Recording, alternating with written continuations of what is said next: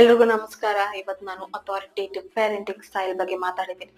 ನೀವು ನಿಮ್ಮ ಮಕ್ಕಳನ್ನ ಕರೆಕ್ಟ್ ಆಗಿ ಬೆಳೆಸ್ತಾ ಇಲ್ಲ ಅಂದ್ರೆ ತುಂಬಾನೇ ರೆಸ್ಟ್ರಿಕ್ಷನ್ಸ್ ಮಾಡಿ, ರೂಲ್ಸ್ ಮಾಡಿ, ಇದೇ ರೀತಿ ಇರ್ಬೇಕು, ಅದೇ ರೀತಿ ಇರ್ಬೇಕು ಅಂತ ತುಂಬಾನೇ ರೆಸ್ಟ್ರಿಕ್ಷನ್ಸ್ ಆಗ್ತಾ ಇದ್ರೆ, ನಿಮ್ಮ ಎಕ್ಸ್ಪೆಕ್ಟೇಷನ್ಸ್ ಪ್ರಕಾರ ನಿಮ್ಮ ಮಕ್ಕಳನ್ನ ಬೆಳೆಸ್ತಾ ಇದ್ರೆ ದಯವಿಟ್ಟು ಅದನ್ನ ನಿಲ್ಸಿ. ಇದ್ರ ಬಗ್ಗೆ ನಾನು ವಿಡಿಯೋ ಮಾಡಿದೀನಿ. ನೀವ್ ಹೋಗಿ ವಿಡಿಯೋನ ನೋಡ್ಬೋದು. ನೀವೆಲ್ಲ ಏನೆಲ್ಲ ತಪ್ಪು ಮಾಡ್ತಾ ಇದ್ರೆ ಅಂಡ್ ಮಕ್ಕಳು ದೊಡ್ಡವರಾದ್ಮೇಲೆ ಹೇಗ್ ಬೆಳಿತಾ ಇದಾರೆ ಅಂಡ್ ಆಲ್ಸೋ ಅವ್ರಿಗೆ ಏನೆಲ್ಲ ಮೆಂಟಲ್ ಇಶ್ಯೂಸ್ ಆಗ್ತಿದೆ, ಮೆಂಟಲ್ ಹೆಲ್ತ್ ಹೇಗ್ ಡಿಸ್ಟರ್ಬ್ ಆಗ್ತಿದೆ, ಯಾವ ರೀತಿ ಅದು ಡಿಸ್ಟರ್ಬ್ ಮಾಡುತ್ತೆ ನಿಮ್ಮ ಮಕ್ಕಳನ್ನ ಅಂಡ್ ಆಲ್ಸೋ ಫ್ಯೂಚರ್ ಅಲ್ಲಿ ನಿಮ್ಗೂ ಡಿಸ್ಟರ್ಬ್ ಮಾಡುತ್ತೆ. ಸೊ ಇದ್ರ ಬಗ್ಗೆ ನೀವು ಹೋಗಿ ನೋಡ್ಬೋದು. ನಾನು ವಿಡಿಯೋ ಮಾಡಿ ಹಾಕಿದೀನಿ ಪೇರೆಂಟಿಂಗ್ ಸ್ಟೈಲ್ಸ್ ಅಲ್ಲಿ.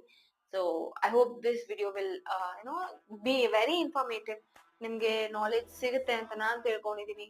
ಮಕ್ಕಳನ್ನ ಯಾವ ರೀತಿ ಬೆಳೆಸ್ಬೇಕು ಆ ರೀತಿನೇ ಬೆಳೆಸಿ. ತುಂಬಾ ರೂಲ್ಸ್ ರೆಗ್ಯುಲೇಷನ್ಸ್ ಹಾಕಿ ಅವರ ಬಾಲ್ಯನ ಕಿತ್ಕೊಂಬೇಡಿ. So I hope